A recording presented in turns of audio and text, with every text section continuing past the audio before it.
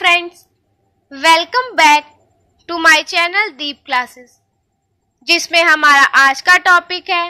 मलबे का मालिक कहानी में अभिव्यंजित विभाजन की त्रासदी के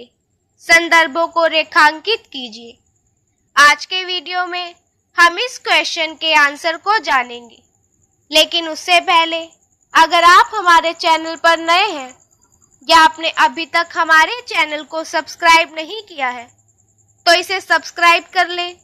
जिससे हमारे आने वाले वीडियो के सभी नोटिफिकेशंस आप तक पहुंच सके। साथ ही MHD से रिलेटेड अदर वीडियोस के लिए आप हमारे चैनल की प्लेलिस्ट में जाकर उन्हें देख सकते हैं। तो चलिए बिना देरी किए हम अपना आज का वीडियो स्टार्ट करते हैं। कहानी का आरंभ इस सूचना के साथ होता है कि विभाजन के 7.5 सालों के बाद हॉकी मैच देखने के बहाने से कुछ लोगों की एक टोली लाहौर से अमृतसर आई है, लेकिन उनके आने का वास्तविक कारण मुख्य रूप से अपने छूट गए घरों और बाजारों को एक बार पुनः अपनी आंखों से देख पाने की उत्कट लालसा ही है। मानो कि इस देश के विच्छेद से जिस अंग को जबरन काटकर इससे अलग किया, वह अब एक स्वतंत्र देश के रूप में जन्म लेकर भी पूरी तरह से विच्छिन्न और स्वभाव में स्वतः संपूर्ण नहीं हो पाया है। सीमांत के दोनों देशों की तरफ इस विच्छेद का रक्तस्राव अभी भी महसूस किया जाता रहा है, क्योंकि लोगों की स्मृतियों और लगावों का संबंध केवल एक नक्शे से नहीं होता, जिसे राजनीतिक तौर पर काटकर दो अलग अलग भागों में विभाजित किया जा सकता है।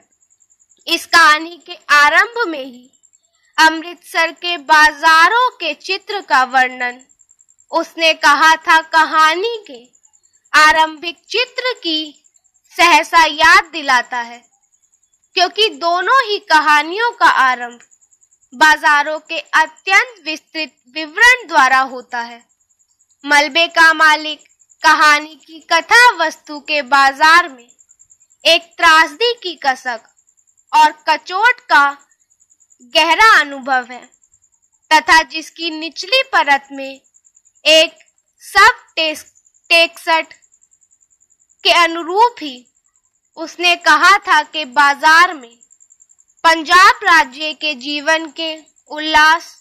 तथा उसकी उमंग की धड़कन की याद उस कचोट को और भी अधिक मार्मिक बनाती है। इसके साथ ही इन आगंतुकों के सहारे लाहौर के बाजारों की स्मृति भी इधर आ जाती है और सीमांत के दोनों तरफ के लोगों के जीवन में एक ही भावना की मौजूदगी का अनुभव भी कराती है। राकेश मोहन की कहानी मलबे का मालिक, इसका मुख्य पात्र गनी मियां यद्यपि लाहौर से आई टोली का मुख्य सदस्य है, लेकिन बाजार बासा की इस गली तक पहुंचने वाला वह अकेला ही है, क्योंकि वास्तव में वह उस अरूप अनाम तथा अनुपस्थित समुदाय का वह उपस्थित चेहरा है जो यही मर खप गए तथा जो बचकर लाहौर जा नहीं सके, या यदि बचे भी तो वह वापस आने का साहस या साधन नहीं जुटा सके। अतः उसकी यात्रा का मुख्य गंतव्य उसकी टोली के बाकी लोगों की यात्रा से बिल्कुल भिन्न है, क्योंकि उनके लिए यहाँ की एक स्मृति मानो एक विनोद यात्रा के साथ ही उनके आतिथ्य और सत्कार का एक अवसर है। लेकिन गनी मियां के लिए यह यात्रा अपनी अंतहीन पीड़ा के मूल उत्स तक लौटकर उसकी संतावना की तलाश का एक गहन प्रयास है, जिसके मन में सामान्यतः दंगों में अपना पूरा परिवार खो बैठने के बावजूद भी एक असंभव सी उम्मीद यह है कि घर वही वैसा ही बाकी होगा। रखा पहलवान के एक प्रश्न के उत्तर में गनी कहता है कि क्या हाल बताऊं रखे, मेरा हाल तो मेरा खुदा ही जानता है। इन बचे कुचे तथा निरर्थक भविष्यहीन दिनों में उसके हिस्से के सारे नाते रिश्ते यही इस गली में कहीं पीछे छूट गए हैं। लेकिन फिर भी यहाँ वह आया तो है, लेकिन यहाँ से उसे वापस जाना ही है, जहाँ उसका पुराना घर अब एक मलबे का ढेर मात्र है। लेकिन रखे पहलवान से वह कहता है कि तू सच पूछे तो मेरा यह मिट्टी भी छोड़कर जाने का मन नहीं करता। वास्तव में यही दंश है जो विभाजन की त्रासदी झेलने वाले लोगों के मन में चुभता है। तो इसी के साथ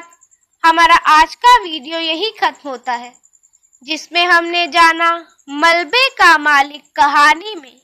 अभिव्यंजित विभाजन की त्रासदी के बारे में। अगर हमारा आज का वीडियो आपको पसंद आया हो तो वीडियो को लाइक एंड शेयर करें और हमारे चैनल को सब्सक्राइब करें। Thank you for watching.